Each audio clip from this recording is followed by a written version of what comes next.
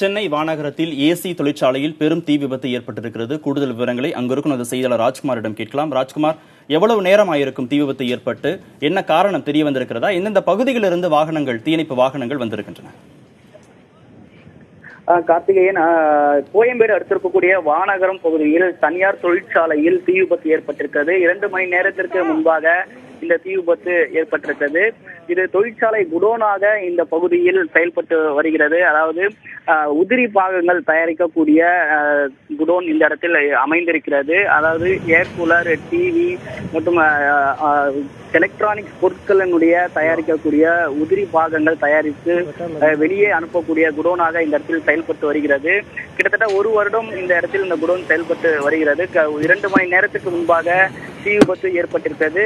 தீயணைப்பு வாகனங்கள் மற்றும் 50க்கும் மேற்பட்ட தீயணைப்பு வீரர்கள் மூலமாக தீயை அணைக்கக்கூடிய பணியில் தீயணைப்பு வீரர்கள் ஈடுபட்டு இருக்கிறார்கள். கோயம்பேடு, மதுரவாயில் இந்த பகுதியிலிருந்து தீயணைப்பு வாகனங்கள் வந்திருக்கிறது. 7 தீயணைப்பு வாகனங்கள் மற்றும் 3 மெட்ரோ வாட்டர் லாரிகள் மூலமாக கொண்டு தீயை அணைக்கக்கூடிய பணியில் தீயணைப்பு வீரர்கள் ஈடுபட்டு வருகிறார்கள். அது மட்டுமில்லாமல் இந்த பகுதியில் இருக்கக்கூடிய பொதுமக்களும் தீயணைப்பு வீரர்களுக்கு உதவி செய்து தொடர்ச்சியாக தீயை அணைக்கக்கூடிய பணியில் ஈடுபட்டிருக்கிறார்கள். எலக்ட்ரானிக் பொருள் என்பதால் தீயை முழுமையாக கட்டுப்படுத்த முடியவில்லை. தொடர்ந்து கரும்புகை அந்த குடோனில் இருந்து வந்து கொண்டிருக்கிறது. தீயை கட்டுப்படுத்தக்கூடிய பணியில் தான் தீயணைப்பு வீரர்கள் ஈடுபட்டு இருக்கிறார்கள். இந்த தீ விபத்து காரணமாக யாருக்கும் அதிர்ஷ்டமாக எந்த விதமான பாதிப்பும் காயங்களும் ஏற்படவில்லை. மதுரவாயில் காவல்துறையினர் இந்த தீ விபத்து குறித்து விசாரணை மேற்கொண்டிருக்கிறார்கள். தீ விபத்திற்கான காரணம் என்ன என்று இன்னும் தெரியவில்லை. தொடர்ச்சியாக தீயை கட்டுப்படுத்தக்கூடிய பணியில் காவல்துறையினர் மற்றும் தீயணைப்பு வீரர்கள் ஈடுபட்டு வருகிறார்கள். கார்த்திகேயன், இந்த தீயை முழுமையாக கட்டுக்குள் கொண்டு வர எவ்வளவு நேரமாகும் ராஜ்குமார்? அதாவது இந்த குடோன் கடந்த 1 வருடமாக இந்த பகுதியில் செயல்பட்டு வருகிறது. இதற்கு அருகில் இருக்கக்கூடிய மற்ற நிறுவனங்களுக்கோ மற்ற இடங்களுக்கோ எந்த விதமான பாதிப்பும் தற்போது ஏற்படவில்லை. தீயை முழுமையாக கட்டுப்படுத்துவதற்கான நடவடிக்கையில் தான் தீயணைப்பு வீரர்கள் ஏற்பட்டிருக்கிறார்கள். பாதுகாப்பை கருத்தில் கொண்டு தீ விபத்து சம்பவம் ஏற்பட்டவுடனே இந்த பகுதியில் மின்சாரம் துண்டிக்கப்பட்டிருக்கிறது. இந்த குடோனில் 100க்கும் மேற்பட்டோர் பணியாற்றி வருகிறார்கள். ஊழியர்கள் யாருக்கும் எந்த பாதிப்பும் ஏற்படவில்லை. தீ விபத்து ஏற்பட்ட உடனே தீயணைப்பு கட்டுப்பாட்டு அறைக்கு தகவல் தெரிவிக்கப்பட்டு உள்ளே இருந்து அனைவரும் வெளியே வர வைக்கப்பட்டிருக்கிறார்கள். இதில் முழுக்க எலக்ட்ரானிக்ஸ் பொருட்கள் வந்து அடங்கி இருக்கிறது. இந்த இடத்துல ஸ்டாக் வைத்து இங்கிருந்து மற்ற நிறுவனங்களுக்கு வெளியே அனுப்பக்கூடிய பணியில் தான் இந்த குடோனில் இருக்கக்கூடிய ஊழியர்களும் அந்த பணிதான் நடந்து வருகிறது.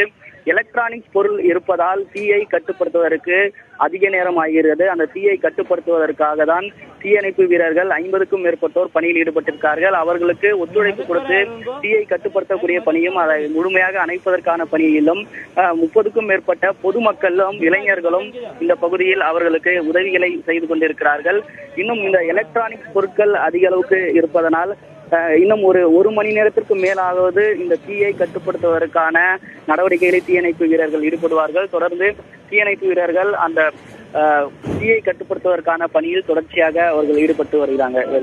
ராஜ்குமார், அந்த கட்டுமானங்களை பார்க்க முடிகிறது, குடோனுடைய கட்டுமானங்களை பார்க்க முடிகிறது. போதுமான பாதுகாப்பு ஏற்பாடுகளோடு அந்த கட்டுமானங்கள் இருக்கிறதாக புரிந்து கொள்ளலாமா? தகரங்களால் அந்த குடோன் கட்டப்பட்டிருப்பதாக தெரிய வருகிறது.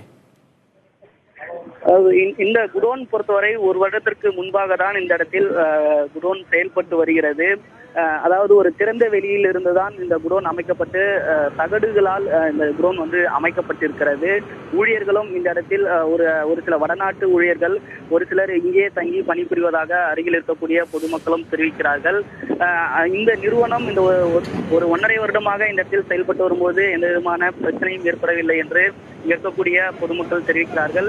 அதே போன்று தீ விபத்துக்கான காரணம் என்ன என்று ஊழியர்களிடம், சம்பந்தப்பட்ட நிறுவனத்தினுடைய உரிமையாளர்களிடம் மதுரவாயில் காவல்துறையினர் விசாரணையை மேற்கொண்டு இருக்கிறார்கள்.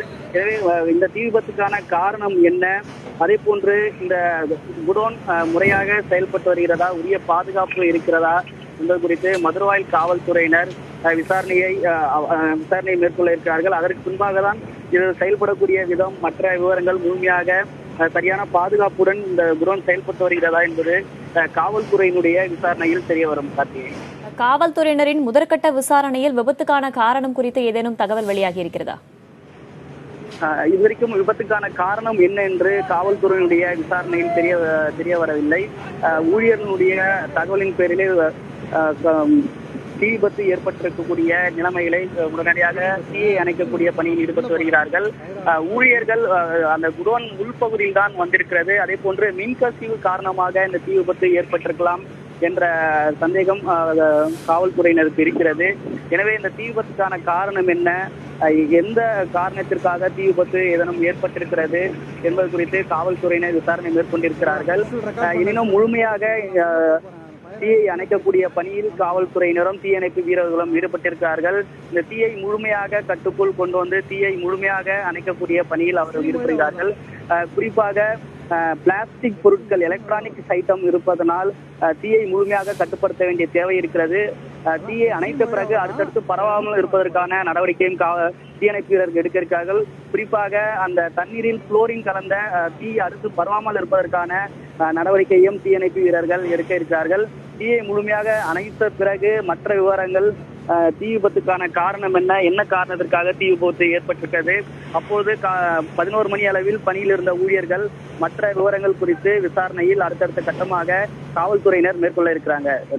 ராஜ்குமார், அதிகமாக கரும்புகை வெளியே வருவதை பார்க்க முடிகிறது. சுவாச கோளாறு ஏற்படுவதற்கான வாய்ப்புகள் அதிகம்.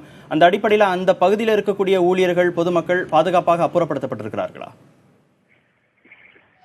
அதாவது இந்த குடோனில் இருக்கிற ஊழியர்கள் ஏற்கனவே வெளியேற்றப்பட்டிருக்கார்கள்.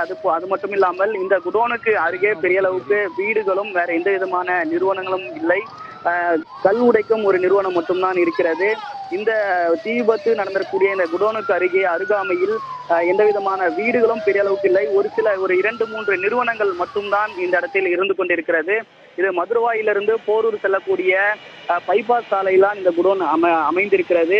எனவே தற்போது வரை பொதுமக்களுக்கும் மற்றவர்களுக்கும் எந்த விதமான பாதிப்பும் ஏற்படவில்லை. அருகில் இருக்கக்கூடிய 2 நிறுவனங்களில் கூட வேலை என்பது நிறுத்தப்பட்டிருக்கிறது.